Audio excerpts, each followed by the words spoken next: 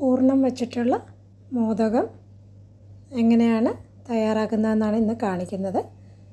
രണ്ട് രീതിയിൽ നമുക്ക് പൂർണ്ണം കൊണ്ടുള്ള മോദകം തയ്യാറാക്കാം. ഡീറ്റെയിൽഡായിട്ട് എങ്ങനെയാണെന്ന് നമുക്കിന്ന് നോക്കാം.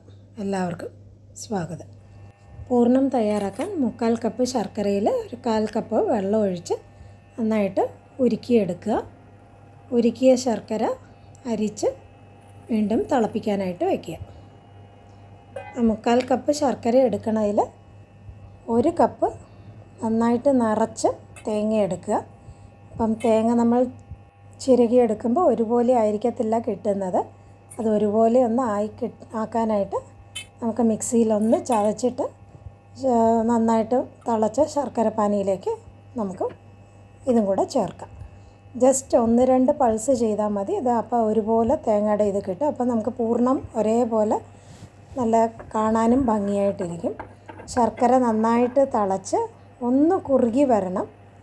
അപ്പം നമുക്കിത് വേവിച്ചെടുക്കുമ്പോൾ എളുപ്പം വെന്ത് കിട്ടും.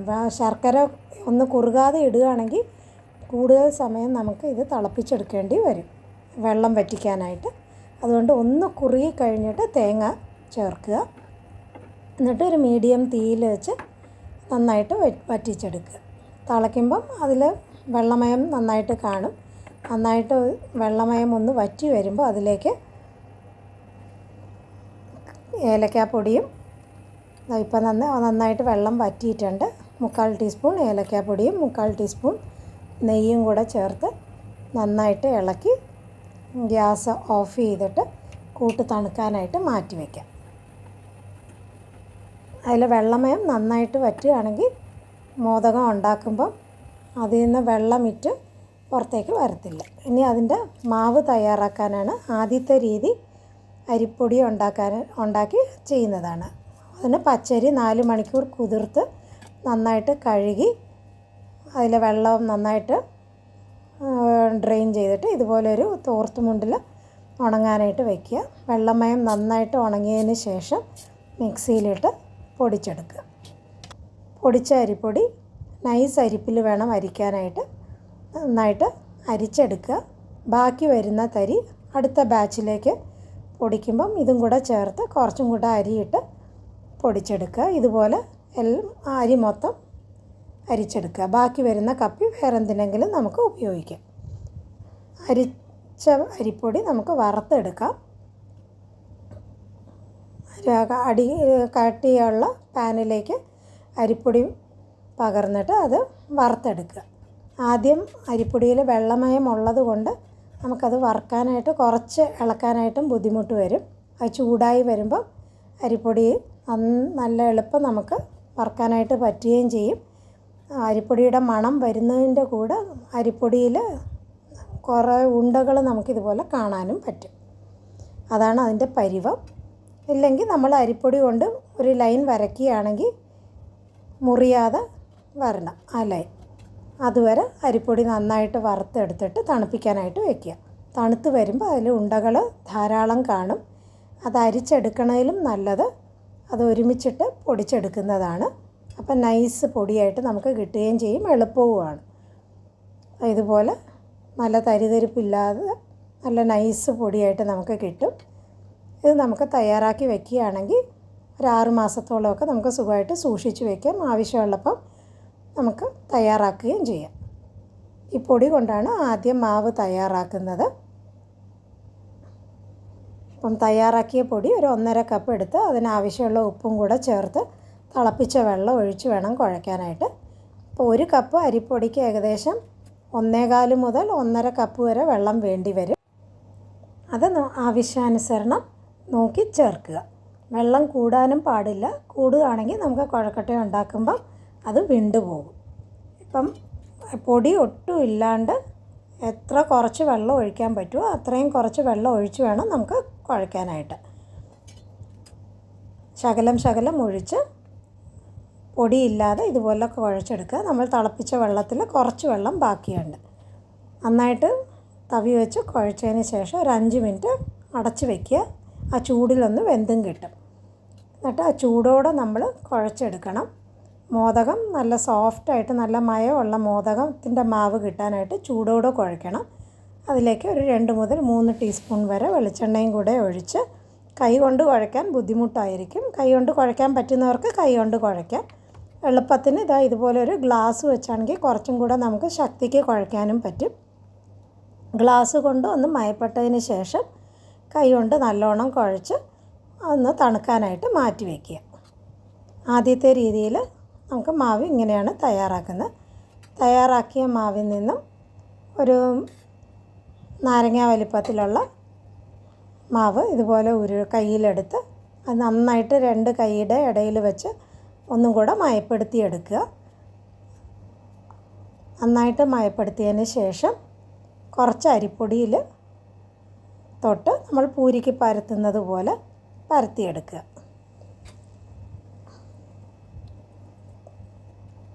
കൈ കൊണ്ടും പരത്തിയെടുക്കാം. കൈ കൊണ്ട് പരത്തുന്നതിന് ബുദ്ധിമുട്ടുള്ളവർക്കാണ് ഈ രീതി കാണിക്കുന്നത്.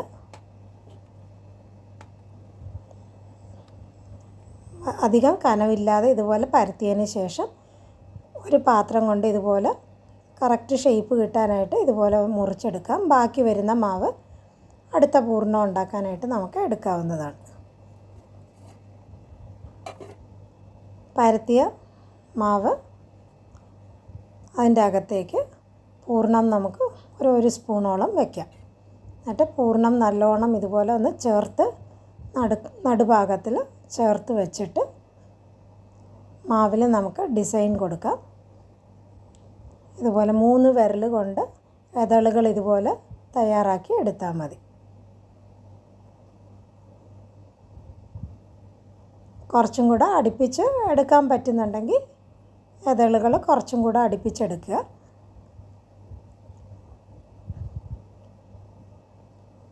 ഇത് മുറിഞ്ഞു പോവാതിരിക്കാനാണ് കൈ കൊണ്ടും നന്നായിട്ട് മയപ്പെടുത്തിയെടുത്തത്. എന്നിട്ട് ഇതളുകൾ ഒരേ ഡയറക്ഷനിലേക്ക് ഒന്ന് ചരിച്ച് വെച്ചിട്ട് ഒരുമിച്ച് 2 വിരൽ കൊണ്ട് ഇതുപോലെ ഒന്ന് കൂട്ടി യോജിപ്പിച്ച് മാവ് മുകളിലേക്ക് കൂട്ടി യോജിപ്പിക്കുക. ചേർന്ന് വരുമ്പോൾ മുകളിലൊരു ഗോപുരം പോലെ ജസ്റ്റ് ഒന്ന് പ്രസ് ചെയ്താൽ മതി. എന്നിട്ട് ഈ ഡിസൈനിൽ കുറച്ചും കൂടെ ഭംഗി വരണം എന്നുണ്ടെങ്കിൽ ആ ഇതളുകൾ വരുന്ന സ്ഥലത്ത് ഇതുപോലെ ഒരു സ്പൂണ് കൊണ്ട് ഇതളുകൾ ഒന്നും കൂടെ ഹൈലൈറ്റ് ചെയ്ത് കൊടുത്താൽ മതി. അപ്പോൾ കാണാനും കുറച്ചും കൂടെ രസമായിരിക്കും. നമ്മൾ കൈ കൊണ്ട് ചേർത്തിരിക്കുമ്പം ചില ഇതളുകൾ പ്രസ്സായി പോയി കാണും. അതൊന്നും കൂടെ നമുക്ക് എടുത്ത് കാണിക്കാനായിട്ട് ഇതുപോലൊരു സ്പൂൺ ഉപയോഗിച്ച് ചെയ്താൽ മതി. ഇതുപോലെ ഷേപ്പ് ചെയ്ത് എടുക്കാവുന്നതാണ് നമുക്ക് മോദകം. ഇതുപോലെ ബാക്കിയുള്ള മോദകവും തയ്യാറാക്കാം. ഇപ്പോൾ അരിപ്പൊടി തൂവണ്ടെന്നുണ്ടെങ്കിൽ ശകലം എണ്ണ ഇതുപോലെ തൂവി നമുക്ക് ചെയ്തെടുക്കാവുന്നതാണ്. 2 രീതിയിലും നമുക്ക് ഷേപ്പ് ചെയ്ത് എടുക്കാം മോദകം.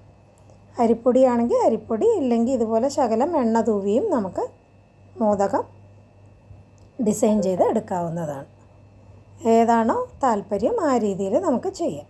ഇതുപോലെ എല്ലാ മോദകവും തയ്യാറാക്കി എടുത്തതിന് ശേഷം ഇഡലി തട്ടിൽ വെച്ചിട്ട് ഇഡലി ആവി കയറ്റുന്നത് പോലെ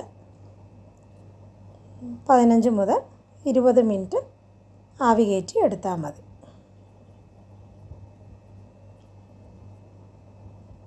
ഇതുപോലെ ആവി കയറ്റി എടുത്തതിന് ശേഷം ഒന്ന് തണുത്തതിന് ശേഷം നമുക്ക് ആ പ്ലേറ്റിൽ നിന്ന് മാറ്റാം. ചൂടോടെ എടുത്ത് മാറ്റണ്ട, ഒന്ന് തണുത്തതിന് ശേഷം ആവി കയറ്റിയ പ്ലേറ്റിൽ നിന്ന് മാറ്റിയാൽ മതി. അപ്പോൾ ഒട്ടും പൊട്ടാതെ നമുക്ക് മോദകം കിട്ടും. ചൂടോടെ എടുക്കുകയാണെങ്കിൽ ചിലതൊന്ന് അരികെ പൊട്ടി വരും. അതുകൊണ്ട് തണുത്തതിന് ശേഷം എടുക്കുക.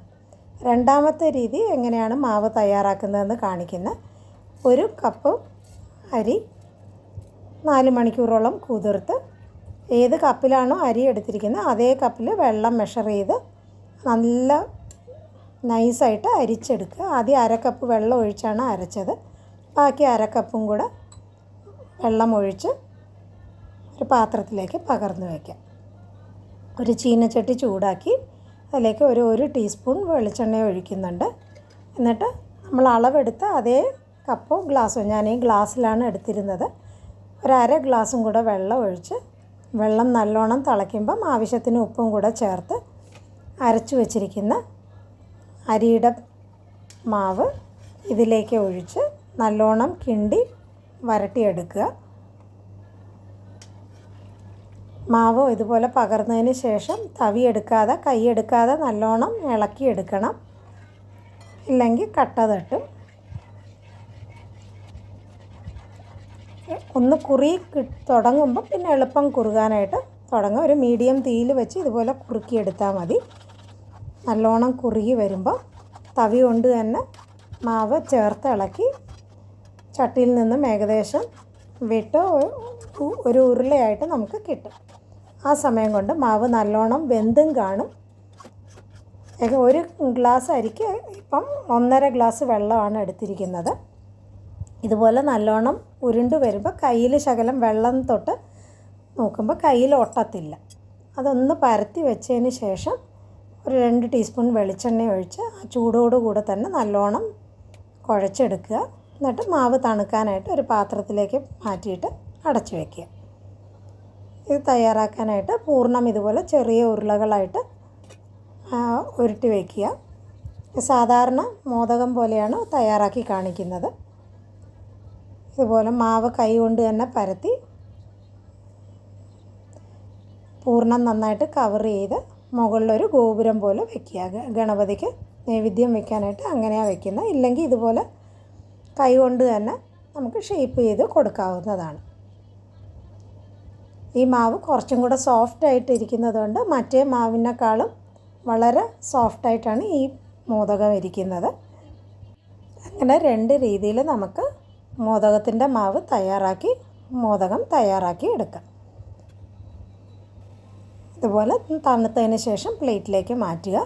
എല്ലാവരും തയ്യാറാക്കി നോക്കുക. ഇഷ്ടപ്പെടുകയാണെങ്കിൽ ലൈക്ക് ചെയ്യുക, ഷെയർ ചെയ്യുക, സബ്സ്ക്രൈബ് ചെയ്ത് സപ്പോർട്ട് ചെയ്യുക.